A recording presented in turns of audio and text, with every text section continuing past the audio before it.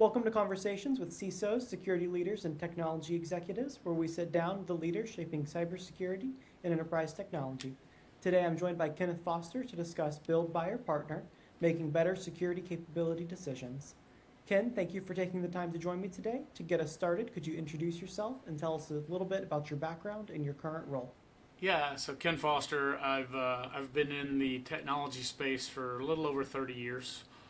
Started out before we called it cybersecurity in the mid 90s while I was still in the U.S. Navy, and then have worked at a variety of verticals and different size companies over the last 30 years, either as a CISO, a GRC leader, a deputy CISO, an engineer. I've ran IT and infrastructure, so I kind of bring a varied background to the space. Today I'm working for ICM Cyber. I'm the VP of Engineering and Professional Services and Strategic Advisory. So I get to sit down now. I get to sit down and talk with my peers, which I was doing anyway, but now I do it as a full-time job, and get to talk about strategy and dealing with the problems we've been dealing with, specifically like we're going to be talking about today, is get through the real question of what works, what doesn't work, what gotchas I've ran into over the years, what gotchas that I've talked to people about, and try to help guide people into a better strategic discussion and a better roadmap to fill their gaps. Excellent. So as you said, you've led security from both inside large organizations, and now you help organizations build security capabilities. So when a leader is deciding whether to build, buy, or partner, where do you tell them to start? So I think the real thing is almost all these conversations kind of start in the wrong area, right? They're like, oh, we got all these capabilities we need to build, and we can build all these capabilities, and you're like, that's the wrong place to start, right? It's what happens in the second year? What happens after we build it, right? Because that's typically the question I'm telling everybody right now. Yes, in the last 5 years, you can now build faster and probably lower cost than it's going to be to buy a product, right? The cost of build has come down. The cost of buying has not really come down much, right? So the problem is if you don't think about year two, who owns it, and specifically who owns that, you know, what's the budget in the overtime, because you have to budget about 20 to 30% of that build cost in the initial build to maintain the product over time. And then, if you can't have an owner and fund it over that period of time, then your build has an expiration date and it's going to die. So the real question is how are you going to maintain this over time, right? It's the easy question is you're hearing a lot of people, I can just build that, it's easier and it's cheaper. Well, they're 100% correct. It is easier and cheaper to build today. But that year two, year three, and hell, it isn't even year 2 or year 3 now with the rate of change. It's actually 6, 8, 12 months down the road. Am I going to have turnover on who built this? Do I have the capability of keeping up with the APIs as they change? Do I have capability of keeping up with schema drift? All of these things have to go into that question. And if you're not going into that, do I build or do I buy conversation with all that in mind, you should never. You're not ready to build. This is just what it is. You're not ready to build, right? So when leaders are evaluating a new security capability, what is a framework or criteria that they should use to decide whether they should build it internally, buy as a product, or address through a trusted partner? So I think there's a couple very simple things you can think about. Now you can get very detailed in this side of it. You can get way deep into the frameworks, whether you're regulated, unregulated, you're in a sensitive data environment, you're in a manufacturing environment, you're in a tech environment, right? But I think simply you can get it down to about 3 questions, maybe a 4th one if you want on there, right? Kind of call it the fingerprint test. Is this built for something truly inside my walls? Is it custom to me? And is it going to is the business logic something that could be abused? What are my control planes or acquisitions I've got planned and stuff going to do that? So is it going to be something that is specifically fingerprinted to me, or is it just a generic? And this is more the this also goes on both sides, right? Do I need that fingerprint that's very custom to me, or can I have something that's a little more generic? It's a little more industry, let's call it industry specific, and that's probably coming from a partner more than it is from buying a product.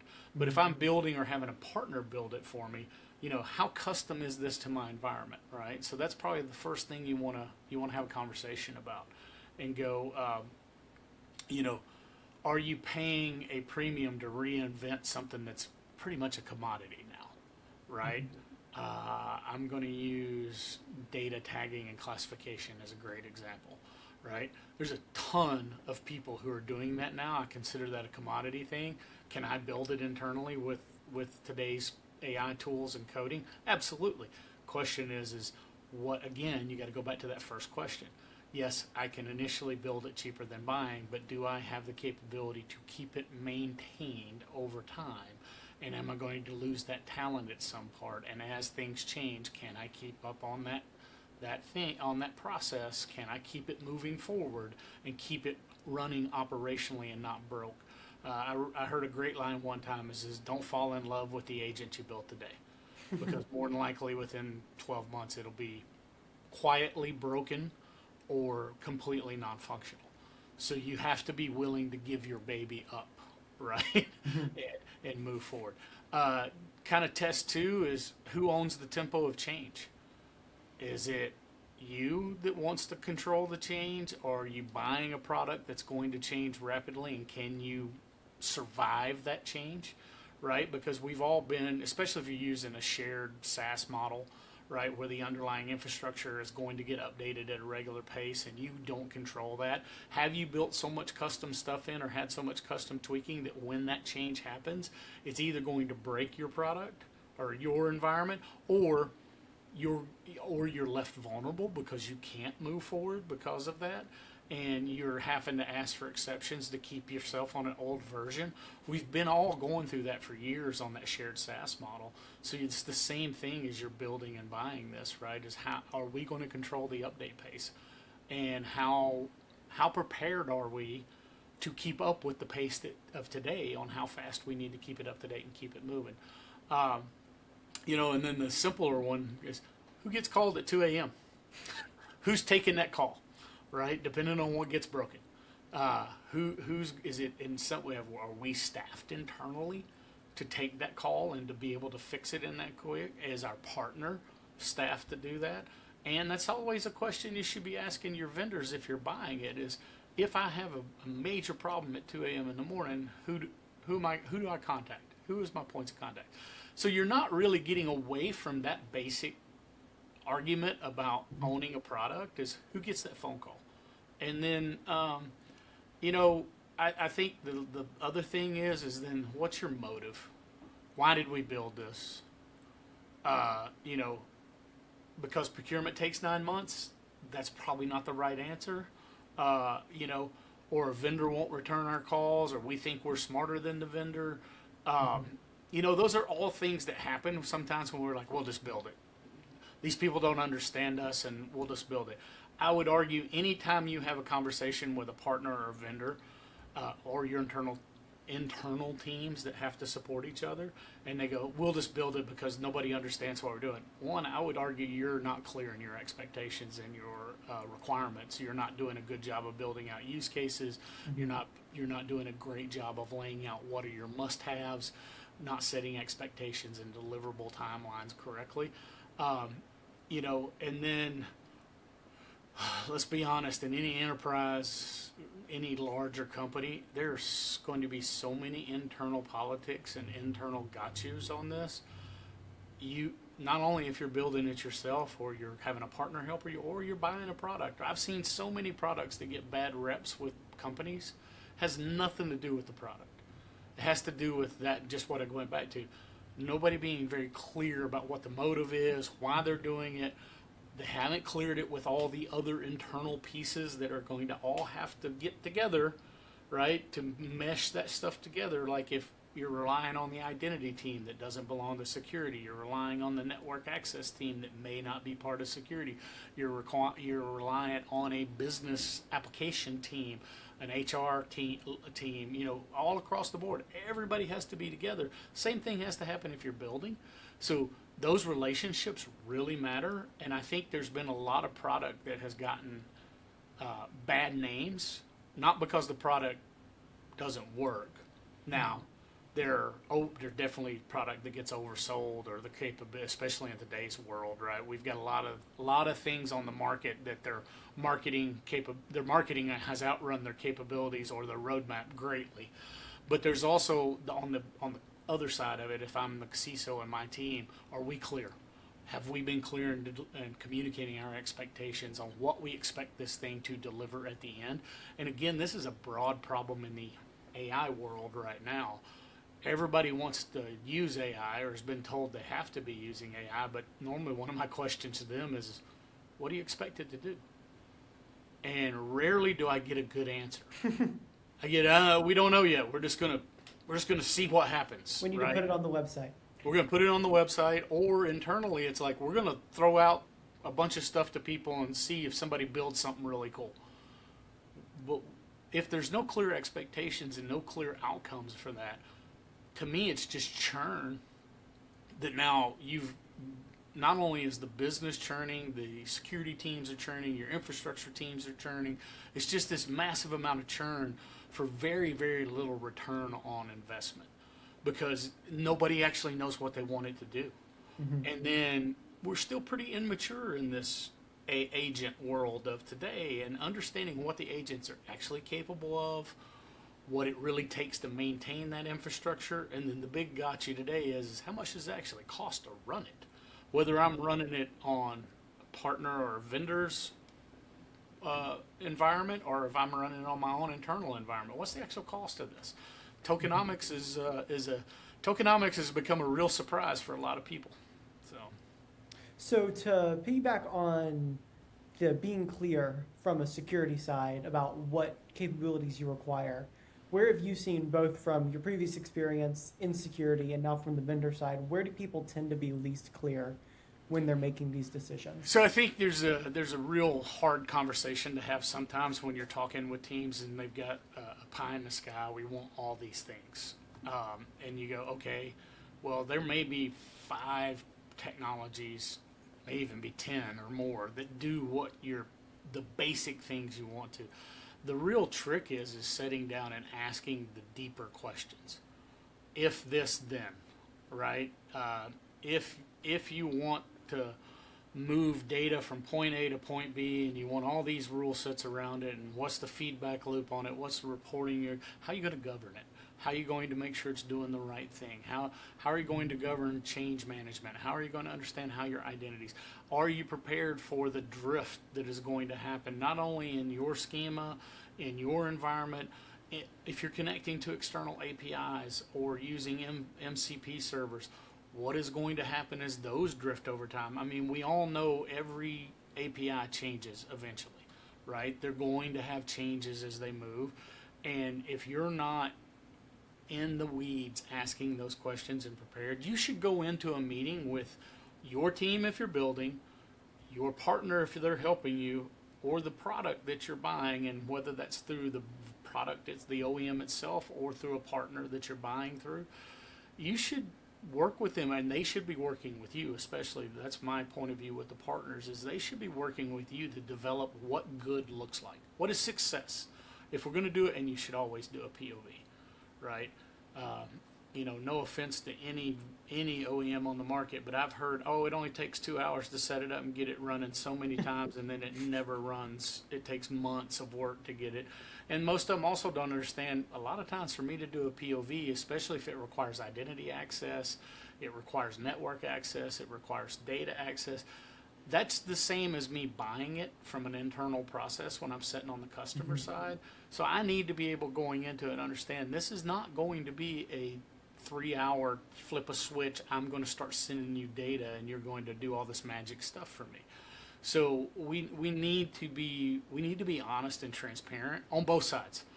Me as a CISO and my team need to be very clear on what our use cases are, what we're trying to accomplish, what it's going to take to actually make this. Because, you know, if you've got to connect into our identity system and we're a regulated industry, what are the requirements and how long is that going to take? Hey, if I got to make a change on the endpoint, did I have the desktop team involved, right? Or was this security doing something in a vacuum, right? If I need to connect into one of our, hell, if I can need to connect into Salesforce to get data out of it, have I involved the Salesforce team? Have I involved those guys to bring it in?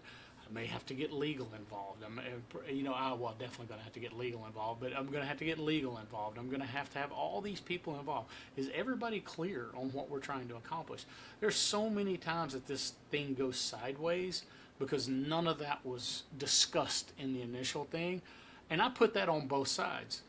The partners and the OEMs are not asking those questions, and the CISO internal teams are not forthcoming with these are all the steps it's going to take to make this happen. And then what does good look like? Like I said, having a clear set of expectations for what we expect out of a POV, and how does it align? How are we going to measure that use case that we've laid out? So let's have a defined set of use cases. Let's say what means successful with that use case, what means not successful with that use case. So from the partnership side, when an organization decides that partnership is the right approach, what should they expect from their partner? What should they expect them to leave behind? A lot of what we just talked about, right, is making sure all these expectations, and from a partner standpoint, we should be asking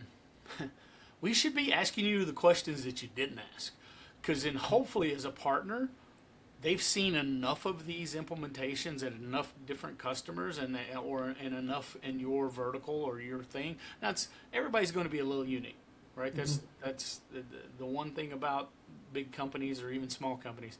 Everybody is kind of their own unique snowflake, right? Because there's little nuances to the way everybody's environments are configured and how they're doing stuff. But it's our job as partners to make sure we're making you aware of the things you haven't asked and the things that you may have not forgotten about. It's a big part of why I took this role, is because sitting in that seat for so long and watching stuff flail and learning over time is like, oh, we forgot to ask this, or this good partner did this and this bad partner did this, or the OEMs who always typically oversell their capabilities. If you tell me you can build a new custom connector in 2 weeks, you better be able to deliver on 2 weeks. Right. And not 12 weeks later we're going, what happened to the 2 week window? Right? So, and that's where your partner can also help, because they should be researching all this technology and have a good understanding of the breadth, the capabilities of all the technologies. That if you're looking at a single technology, they should be able to give you, based on your use cases, based on all of the people who are saying they're playing in this area, they should be able to come back to you and agnostically give you the data and say, based on your use cases and what we've seen pre-POV, these are the 2 or 3 I would probably focus on, and get rid of the other 15 that are in the area, because they just don't meet half your requirements, right? And it takes a lot of reading of documentation. It takes a lot of effort, and but the truth is over the years I've been doing a lot of that anyway. So I've kind of kept I have my own personal database that I keep up, which is the value I think I'm bringing from that discussion. Is I can help you look at a lot of technology and go, well, I've installed that one, I've implemented it, I turned that one down, or I've got a friend who went through a horror story with this one, or I've gotten something that said, this was the best thing I've ever bought. It did everything they said they could do. It hit all the right marks. We were able to get it deployed with no issues. But most of the time when that second conversation happens, they did that legwork up front, or their partner did that legwork up front in conjunction with them to get all those questions answered, right? And then you should be having regular touch points with your partner. It should never be a sell you a widget, sell you a thing, and then you never hear from them again until it's renewal time. You They should be helping you go down the road. And depending on how you build that partnership out, granted, there's probably going to be some cost associated with that if you want more care and feeding over the road, right? Because you may be buying a bucket of hours where they come in and help you tune and help you move that along. And I think sometimes that's where the real differentiation between build or buy, right? Because even if a partner's helping you build or a partner's helping you buy, them having the expertise to be the long-term touch point personal relationship that they can come in and help you tweak it and tune it over time, and if the schema changes or if an API changes, they can quickly come in and augment your team in a way that allows you to take advantage of that cost reduction that you did up front on maybe building it yourself, but can be that staff augmentation. And it's not really staff, but it's the kind of that white glove service, so to speak, down the road and go, all right, we can drop a person in and help you get past this and help you maintain year 2, year 3, and make sure that you're staying on top of the latest technology, right? And again, like I said, don't get married to your agent or your model, because they're changing too fast right now. So, and again, I think a partner who will deliver bad news to you and tell you what you don't want to hear. Sometimes if you've got a partner who has if you really want to take advantage of a partner, sometimes they're the sounding board that's going to tell you your baby's ugly, and this is why your baby's ugly, and this is why you keep running into this problem. Let's discuss how to make that better, and what are the roadblocks that are keeping you from being better, because I've seen a lot of relationships and partnerships get ruined over the years because it's a transactional relationship. It's not that real relationship. And I think if you've spent enough time building the relationship, you both know each other's capabilities. You both start to learn each other's environments. You both understand how each other look at things. And sometimes you just need to be the voice of reason and the voice of honesty. And if you can get to that relationship level, it becomes a very good partnership over a long run. And then you can, now you've built that trusted relationship where, hey, my job as a partner is to make you look good. That's what I always told the partners I was working with. Your job's to make me look good, because I don't have the resources and the time to deal with this. That's why I hired you, right? That's why I brought you in. Because last thing I want to be doing is standing in front of the board explaining why a project or a big bucket of money I spent didn't go right. And if it ultimately comes out that the reason it didn't go well was because I didn't do my job and my due diligence up front as the CISO or somebody on the security team, we didn't ask the right questions, and then it comes to light that we didn't ask the right questions, well, that makes us look really bad, because it makes us look like we don't know what we're doing. Right. Now, so I think I think that's a thing. Again, I'm going to go back to clear deliverables, clear handoffs, clear transfers of responsibilities, regular touch points. And those touch points don't have to be anything official, although, a nice QBR is great. But you shouldn't only hear from me at QBRs, renewal times, or when it's hit the fan. I should be just every now and then reaching out to you and go, hey, how's everything going? Any new projects, right? Or how is this project going? Have you run into anything that we didn't see, or are there things that are starting to worry you? So we can be proactive, right? Because you're not going to close every gap, whether you build it, buy it, partner. You're never going to close every gap. I like to say this, as a CISO, I always operated with more risk than I was comfortable with, because I had to, right? Because to get to the risk level that I'm comfortable with, I've probably broken the revenue generating thing the company does, right? Probably. I had a guest the other day say, no CISO buys based on risk, they buy based on the budget that they have. Because otherwise, there is a part of that, but there's also I think the part of that is missing, and it's a great quote. But I think the part of that is missing is, I will reduce risk to the point that the budget allows me to. Right. Yes. Right. So now that becomes a prioritization discussion with the board and everybody else, and go, well, we got 10 problems. You've given me a budget that I can fix 2. and these are the most important ones. So you just have to understand, I'm still going to have 8 things Right. that are a problem, that I am going to come back to you later in the year and ask for more budget. And I want everybody to be clear, if something happens because of those 8 things that we haven't taken care of, we were all aware of it. Nobody can come back and say we did not know that existed, because nothing we do, and especially internally, should be a surprise to anybody, right? And because you don't want to be the security leader that has somebody come into you and go, how did you let that happen? Why didn't we do that? You know, what you can do is go back to them and go, we discussed this. We decided together that we didn't have the budget or the resources to attack this problem, so we only did these. These we knew existed. We've all talked about it. This is why this happened. Hopefully you have a documentation and the paper trail and the discussions to allow that. You should never be afraid as a leader in security to say, hey, we have a problem. Is it our number one problem? Maybe not. But making sure they're aware of that risk exists and it's illuminated, and they are clear on what that risk is and what it's going to cost to fix it, is one of your most important jobs. That's where you become that's where the CISO role really is a sales role. It's just an internal sales role. So you're selling your strategy and your plan to the boards for the resources. So you get a lot of experience on selling your strategy when you're sitting at those senior leadership roles. So as we wrap up, shifting from outsourcing security capabilities and using partners, when do organizations know that it's time to actually bring something in and perform it internally? I think when it becomes boring,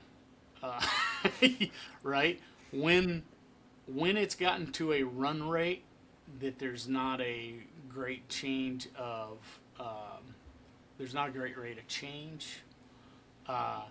You can write a job description around it now because you have that down. You know what the person who needs to operate it is, right? You know, you've got more business context built into it than the domain context, right? So if you've got it to the point where it's so tied into the way you run your business, like I said, and you can write a job description around it for a person to operate and maintain that, it's probably time to take it internal, because now you understand what it's going to take to keep this operationally long term, and you're probably at that point ready to staff it.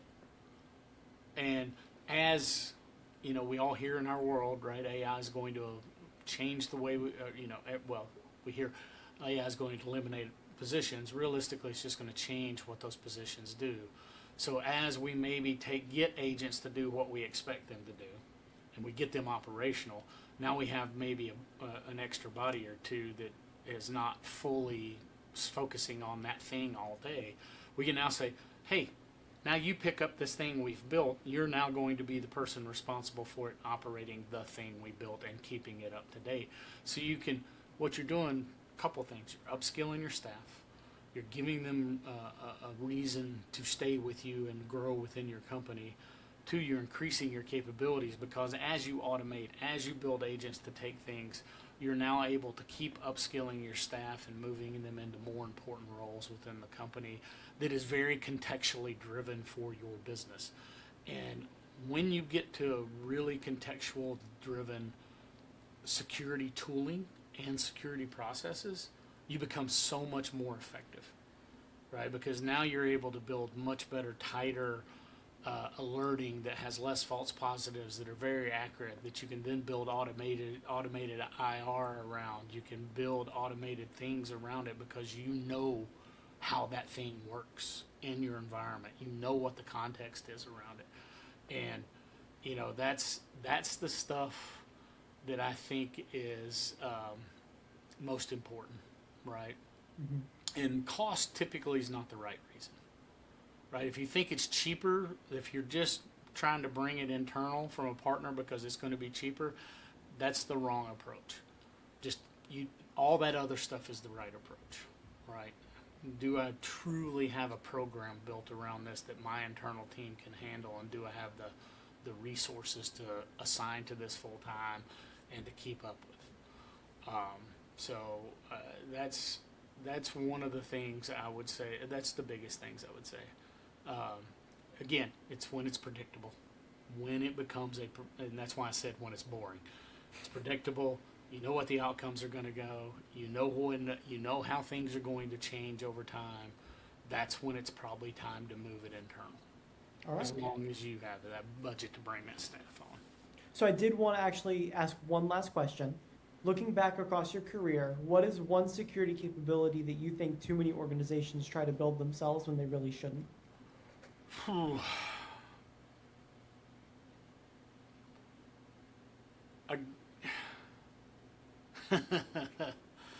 That's a hard one, because a lot of the stuff I've seen people try to build internally is because they thought they could it goes back to what we were talking about. I think it's the 24/7 detection and response, right? Because that one is one that's very difficult to build internally, right? But a lot of people think they can, and they always underestimate the amount of people that they need to truly run a 24/7 detection and response, right? Because genuine round-the-clock holidays, vacations, training, sick time, competing priorities. I need a body doing this, and hey, I've seen you do this and you're smart at it. I'm going to pluck you out of that and put you over here, right? That one is a very difficult one. I think that one gets brought in-house too much, thinking it's going to be this massive cost savings, and in the long term, the math is always the opposite. It's way more expensive to build that internally than it is to probably outsource to someone who can, because they're not only managing you typically in that thing. You're probably going to get, it depends on the size of your enterprise, but most of the time they're going to be able to spread a shift across your environment. They may have one or two people on that shift that are dedicated to you and maybe two or three other customers, and they've spent the time building in their automation and stuff to be able to hand that off. Right. And the second half of that is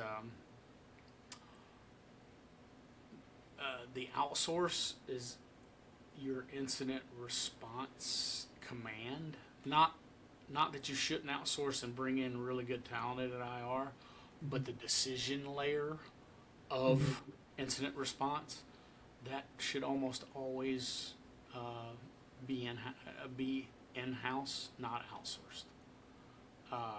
The reason is if you outsource it, the command that incident leader, if they're outsourced, is going to be making decisions that you know the ins and outs of your leadership of how that works internally. I think an incident command, an incident response leader almost always has to be insourced. Now, you may hire a really good outsourced IR. You probably have one on retainer, and they're going to be your hands-on keyboards experts at doing something, but you're the one typically that's going to be making the decisions on whether they chase something, whether they shut a production system off, whether they cut off a customer, when do we communicate out. All that should be handled in-house. So. All right. Well, thank you very much. Thank you, everybody, for watching. If you enjoyed this conversation, be sure to like, subscribe, and leave a comment with your thoughts or suggestions for future guests and topics. And thank you again to Ken Foster for joining us today. Yeah, appreciate it, Sullivan. Great to have a great conversation.